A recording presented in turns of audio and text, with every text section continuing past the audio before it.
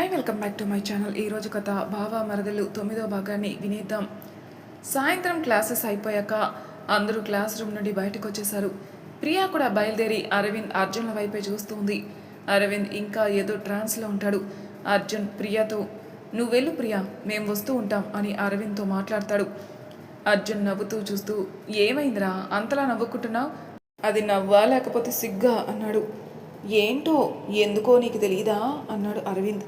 తెలుసు, అయినా చిన్న క్లారిఫికేషన్. సరే కానీ ఎప్పుడు చెప్తున్నావు అన్నాడు. ఏంటిరా అది? అదేరా నీ లవ్ సంగతి మా చెల్లికి ఎప్పుడు చెప్తున్నావు అన్నాడు అర్జున్. నేను చెప్పట్లేదు రే. మరి అదే చెప్పేలా చేస్తాను. మా చెల్లి చెప్పేది అయితే ఎప్పుడో చెప్పేది కదరా. ఇంతకు ముందంటే నన్ను ఆట పెట్టించాలని చెప్పుండదు. మరి ఇప్పుడెలా చెప్తుందో అన్నాడు అర్జున్. నువ్వే అన్నావుగా ఇంతకుముందు ఏ అమ్మాయితో చూడలేదు జెలసీ అని. ఆ జెలసీతోనే అది చెప్పేలా చేస్తాను అంటూ చిన్నగా నవ్వుతాడు అరవింద్. అంటే నువ్వు ప్రియతో క్లోజ్గా ఉంటావా? అదేం లేదురా, నేను అర్చనతో తప్ప ఇంకెవరితోనూ అంత క్లోజ్గా ఉండలేను. మరి ఏం చేస్తావు? చెప్పడం ఎందుకు, చేసి చూపిస్తా సరిపోతుంది అన్నాడు. ఒకవేళ అప్పటికీ చెప్పకపోతే, మా బావకి ఇష్టం లేకపోతే, నేను మా బావకి దూరంగా ఉండాలనుకుంటే రే నిన్ను చంపేస్తాన్రా అంటూ మెడ మీద చేతులు వేస్తాడు. అరవింద్ చేతుల్ని దించుతూ చంపుదులే కానీ ముందు చెప్పు. అది దూరంగా వెళ్తే నేను దానికి దగ్గరగా వెళ్తాను. అయినా దాని సంగతి నీకు తెలియదు. పెద్ద ఫైర్ బ్రాండ్, చిన్న అగ్గిపుల్ల రాజేస్తే చాలు బగ్గుమంటుంది. అంటే అని ఆశ్చర్యంగా చూస్తాడు అర్జున్. నేను ఎవరితోనైనా క్లోజ్గా ఉంటే నన్ను వాళ్ళని 4 పీకైన విషయం చెప్తుంది, కానీ దానికి కొంచెం కోపం తెప్పించాలంతే. అర్జున్ అరవింద్ భుజం పైన చెయ్యి వేస్తూ, అంటే మా సిస్టర్ కోపాన్ని యూజ్ చేసుకుంటున్నాం అనమాట. అవును అంటూ ఇద్దరు నవ్వుకుంటూ గ్రాండ్ వైపు వెళ్ళి అర్చన కోసం చూస్తారు.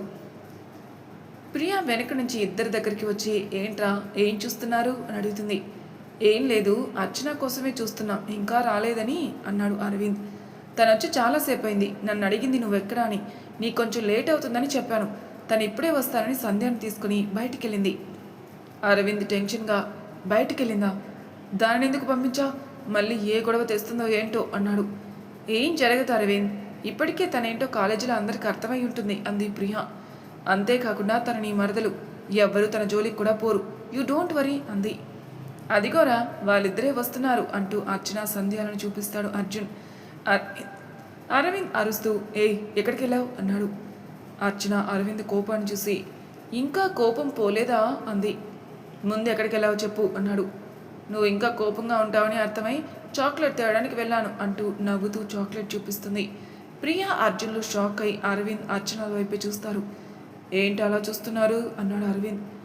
ఏమైంది అన్నయ్య? ఏమైంది ప్రియా అంది అర్చన. అర్చన, అరవింద్ చాక్లెట్స్ తినడు కదా, నీకు తెలీదా? తనకు అసలు చాక్లెట్స్ అంటేనే నచ్చవు కదా. ఎవరైనా ఇస్తే వాటిని కనీసం తీసుకొని కూడా తీసుకోడు. మరి అంటూ ఆశ్చర్యంగా చూస్తుంది ప్రియా. అరవింద్ అటు ఇటు తల తిప్పుతూ మనసులో వీళ్ళ దగ్గర బుక్ అయ్యాని అనుకుంటూ ఏంట్రా అలా చూస్తున్నావు చెప్పు అంటాడు అర్జున్. బావకి చాక్లెట్స్ నచ్చవు నిజమే, కానీ తినకపోవడం అంటూ ఏం లేదే.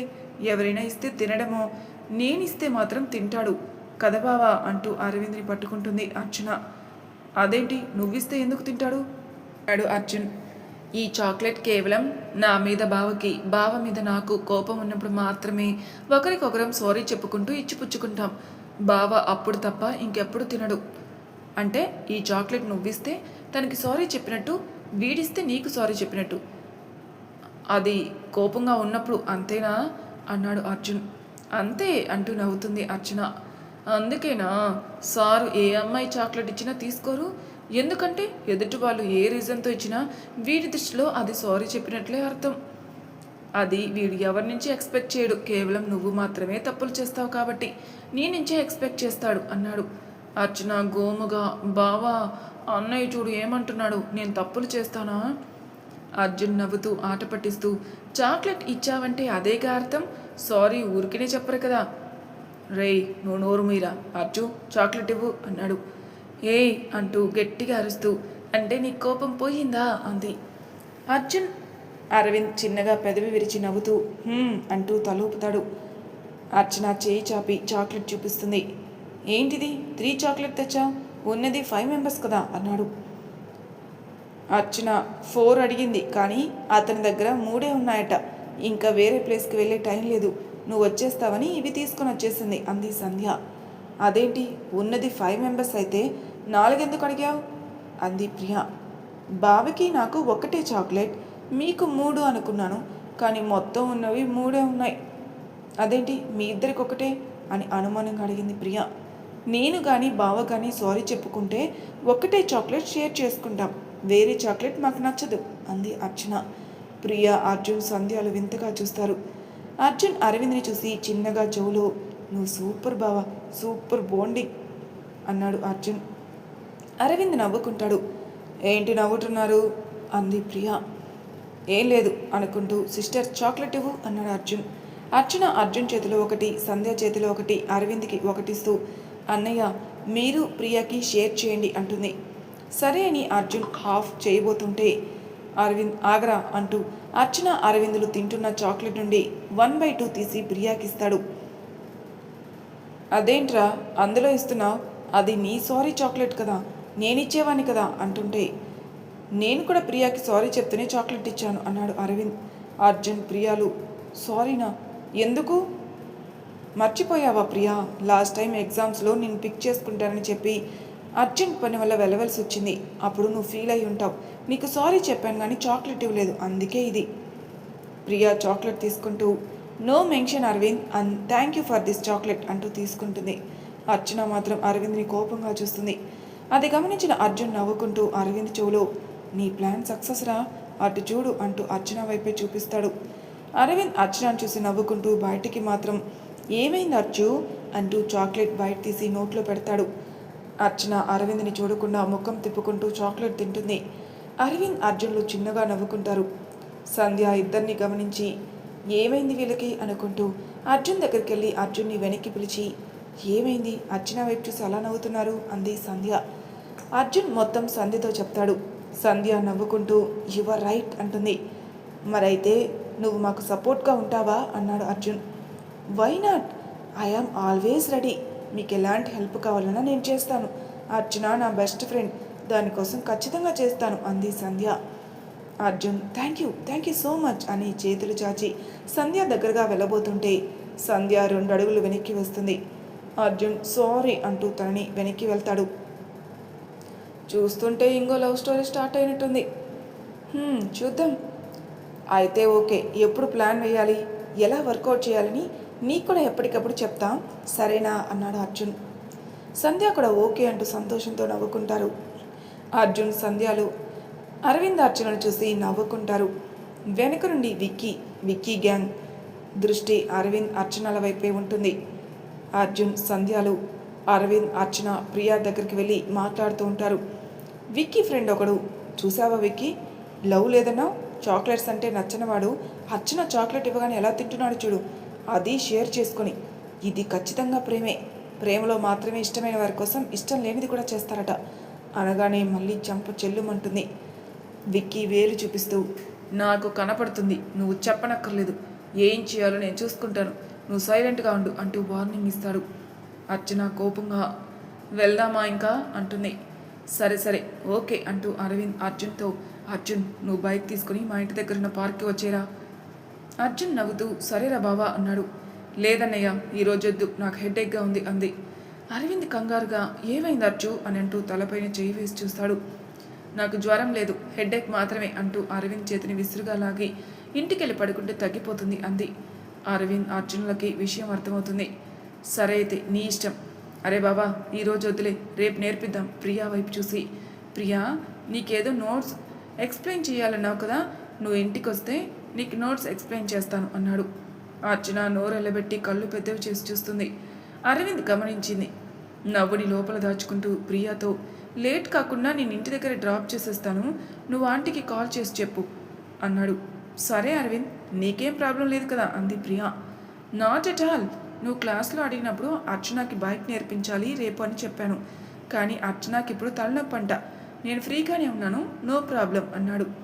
అర్చన షాక్ అయి మనసులో, ఇదేంటి ఇలా జరిగింది, నాకు వద్దంటే వెంటనే ప్రియాకి గ్రీన్ సిగ్నల్ ఇచ్చేవాడు. ఓకే అన్నట్టు తల ఊపుతుంది ప్రియా. అర్చన మనసులో నీకోకేనే, నీకేం, నువ్వు హ్యాపీగా మా బావ పక్కన కూర్చుని ఎక్స్ప్లెయిన్ చేసుకుంటావు, నేనే కదా ఏడుస్తూ మా ఇంట్లో ఉండాలి అనుకుంటుంది. ఒక్క నిమిషం ఇంటికి కాల్ చేసి వస్తాను అని పక్కకెళ్ళింది ప్రియా. అర్చన ప్రియా వెళ్ళిన వైపే చూస్తూ వెళ్ళు వెళ్ళు అనుకుంటూ, అచ్చు బీ కేర్ఫుల్, అంతా నీకు నువ్వు తెచ్చుకున్నదే, అనుభవించు అని తనలో తాను తిట్టుకుంటుంది.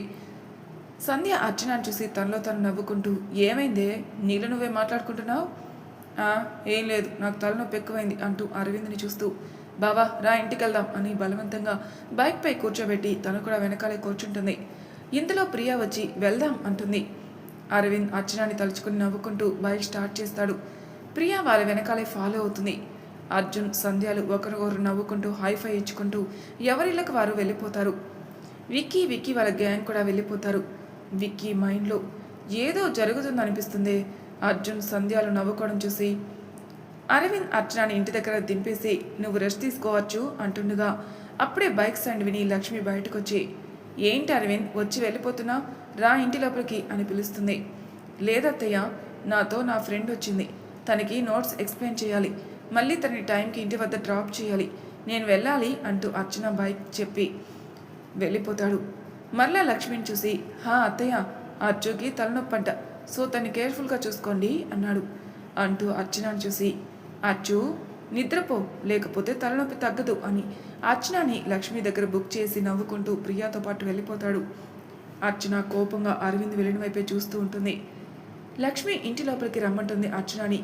లోపల తన గదికి వెళ్ళి తలుపు పెట్టుకుని డ్రెస్ చేంజ్ చేసుకుని మౌనంగా ఆలోచిస్తూ ఉంటుంది.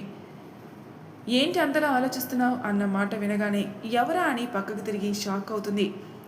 పక్కకు తిరిగి చూసిన అర్చన తనలాగే ఉన్న ఇంకొకరిని చూసి భయపడి, ఎవరు నువ్వు అని అడుగుతుంది. నేనా, నీ అంతరాత్మని. అంతరాత్మ, నువ్వెందుకు వచ్చావు? నీ మనసులో ఉన్న కొన్ని ప్రశ్నలకి సమాధానం ఇవ్వడానికి. ఏంటవి? అదే నువ్వు ఆలోచిస్తున్నావుగా నీ బావ గురించి. సారీ, మన బావ గురించి. తను మా బావ, నీకు కాదు. అదే మరి, నీకు బావైతే నీ అంతరాత్మ అయిన నాకు కూడా బావే కదా. అవును కదా, అయినా కూడా నువ్వు తనని నీ బావ అని అను. అంతరాత్మ, సరిపోయింది, అంతరాత్మ అయిన నేనే బావ అంటే జెలస్ ఫీల్ అయిపోతున్నావు. ఇంకా అక్కడ బావని ఆ ప్రియాతో ఒంటరిగా ఒకే రూమ్లో కలిపి కంబైన్డ్ స్టడీస్, డౌట్స్, ఎక్స్ప్లెనేషన్ అంటూ బావ వెనకాలే వెళ్ళనిచ్చావు. జలసి అంటే జలసి, అలా ఏం లేదు. అంతరాత్మ అయిన నా దగ్గర నీ నాటకాలా? నీ మనసులో ఏం మెదులుతుందో, ఏం ఆలోచిస్తున్నావో, యుద్ధం చేస్తున్నావో నాకు తెలీదా? ఏంటి తెలిసేది? నా బావ ప్రియా ఫ్రెండ్స్ నోట్స్ కావాలంటే బావ తన వెంట తీసుకెళ్ళాడు. మా బావ మీద నాకు పూర్తి నమ్మకం ఉంది అంది. బావ ఏంటో నాకు తెలుసు, సమస్య బావ కాదు ప్రియా అంది. ప్రియా ఏం చేసింది? నీకు తెలీదా ప్రియా బావని ఎలా చూస్తుందో? అయితే మా బావని ఎవరైనా ఇష్టపడతారు, బావ ఎవరిని ఇష్టపడతాడన్నది ముఖ్యం కదా. అదే మరి, ఇష్టం మారడానికి నిమిషం కూడా చాలు. నువ్వు అలా ఒంటరిగా వదిలేస్తే అది ప్రేమగా మారితే అలా ఏం కాదు, మా బావ కేవలం నోట్స్ ఎక్స్ప్లెయిన్ చేస్తాడు అంతే. అంతరాత్మ పగలబడి నవ్వుతూ, ఓసి ముద్దు, నోట్స్ కావాలంటే అర్జున్ అన్నయ్యది కూడా అడిగుండొచ్చు కదా. బావా అర్జున్ అన్నయ్య దగ్గర తీసుకోమని చెప్పుండొచ్చు కదా, లేదా నెక్స్ట్ డే ప్రియాకి క్లాస్లోనే ఎక్స్ప్లెయిన్ చేయొచ్చు కదా. ఇంటికి తీసుకెళ్ళి తన గదిలో నోట్స్ కంప్లీట్ చేయాల్సిన అవసరం ఏంటి? ఏం కాదు, మా బావ కేవలం ప్రియాకి హెల్ప్ మాత్రమే చేస్తున్నాడు అంది. హెల్పే, ఈ హెల్ప్లే కాస్త ఎక్కడి వరకు వెళ్తుందో చూసుకో. మరదలివి కాస్త అవుటర్వి అయ్యే వరకు తెచ్చుకోవద్దు, ఉంటాను, బాయ్ అని మాయమవుతుంది అంతరాత్మ. అర్చన కంగారుగా పైకి లేస్తూ, అమ్మో లేదు, మా బావ నాకు మాత్రమే సొంతం, ఏది ఏమైనా మా మధ్య ఇంకొకరు ఉండకూడదు. అచ్చు, నువ్వు వెంటనే ఏదో ఒకటి చేయకపోతే బావ కాస్త బాయ్ చెప్పి బయట వాళ్ళని ఇష్టపడి నిన్ను బయటదాన్ని చేసేస్తాడే. ఇప్పటికే నీతో పాటు షేర్ చేసుకోవాల్సిన చాక్లెట్ని వేరే వాళ్ళతో కూడా షేర్ చేసుకున్నాడు. అచ్చు హరియప్ అనుకుంటూ గది తలుపులు తీసి బయటికి అడుగులు వేస్తుంది. ఎక్కడికి వెళ్తున్నావు అన్న మాటతో వెనక్కి తిరిగి చూస్తుంది అర్చన. ఎదురుగా లక్ష్మి చూస్తూ ఉంటుంది. ఎక్కడికి వెళ్తున్నావు అచ్చు, పడుకోలేదా, తలనొప్పి ఎలా ఉంది అంటూ ప్రశ్నల వర్షం కురిపిస్తుంది. అమ్మా అంటూ, నువ్వు టెన్షన్ పడకు, నాకేం కాలేదు, చిన్న తలనొప్పి అంతే, ఫ్రెష్ అప్ అవ్వగానే తగ్గిపోయిందిలే. ఈరోజు క్లాస్ స్టార్ట్ అయింది. సబ్జెక్ట్ కొంచెం టఫ్గా ఉండడంతో కొంచెం తలనొప్పిగా ఉంది. ఇప్పుడు లేదమ్మా, కొంచెం నోట్స్ డౌట్గా ఉంది, అందుకే బావ దగ్గరికి వెళ్తున్నాను. డౌట్ క్లియర్ అవ్వగానే అక్కడే భోజనం చేసి వచ్చేస్తాను. డౌట్ అయితే ఆగు, బావ కాల్ చేస్తాను. బావ ఎక్కడికి వస్తాడు? తలనొప్పితో నువ్వెందుకులే. అమ్మా, బావ ఎలా వస్తాడు? బావ ఫ్రెండ్ ప్రియా అక్కడే ఉంది కదా, మళ్ళీ తనకి ఇబ్బంది అవుతుంది. నేను వెళ్ళి వచ్చేస్తానులే అంది. అంతగా తలనొప్పి ఉంటే అక్కడే ఉండిపోతాయి. అత్తయ్య మావయ్య అందరున్నారుగా, నువ్వేం టెన్షన్ పడకు సరేనా అంటూ బయటికి పరుగులు పెడుతున్నాయి. మరి తర్వాయి భాగంలో ఏం జరుగుతుందో నెక్స్ట్ ఎపిసోడ్లో తెలుసుకుందాం. అంతవరకు నా ఛానల్ సబ్స్క్రైబ్ చేయని వాళ్ళు ప్లీజ్ సబ్స్క్రైబ్ చేసుకోండి. లైక్ చేసి షేర్ చేయండి. మీ అభిప్రాయాలు నాకు కామెంట్ రూపంలో తెలియజేయండి. Thank you for listening.